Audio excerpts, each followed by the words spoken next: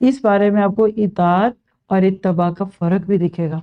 اطاعت کیا ہے کہ کوئی استاد یا بڑا آپ کو کچھ کہتا ہے یہ کر دیجئے، آپ کر دیتے ہیں اور خوشی سے کرتے ہیں، پانی لا دیں، آپ خوشی سے پانی کا گلاس لے کے آ کے رکھ دیں، اطاعت ہو گئی۔ کچھ کہا تو دل میں غصے اور ریزنٹمنٹ کے بغیر وہ کام کر دیا۔ اتباع کیا ہے؟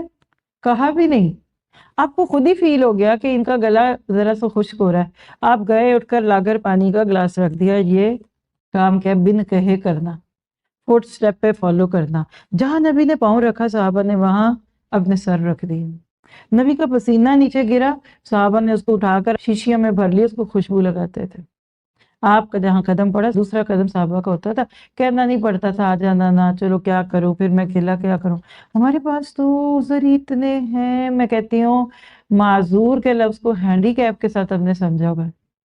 عام طور پہ لوگ ہینڈی کیپس کو معذور کہتے ہیں، کبھی ذرا سوچئے گا ہمارے اپنے دین کے کاموں سے رکنے کے عذر کب ختم ہو گئے؟ ہم بھی معذور ہیں۔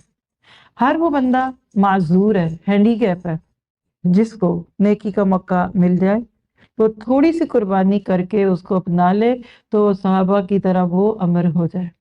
قبروں میں ان کے یہ ساری نیکیاں جا رہی ہیں جو بعد میں لوگوں نے ان کو دیکھ کر کی۔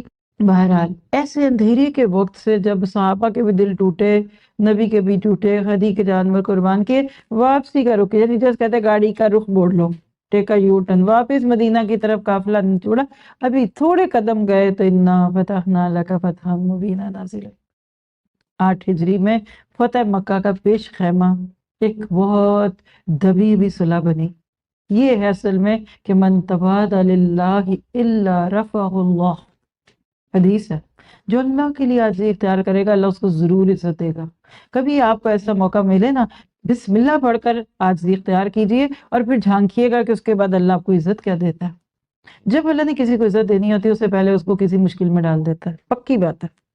مکہ کبھی فتح نہ ہوتا اگر صلح حدیبیہ نہ ہوتی، اور صلح حدیبیہ نہ ہوتی تو مکہ والے اپنی ہی کی ہوئی شرط کہ 10 سال تک جنگ نہیں کریں گے ہم کسی سے، 2 سال نہیں رہ سکے اور جا کر کسی کی حمایت کر کے اسلام اور صحابہ کے خلاف کسی کی مدد کر دی۔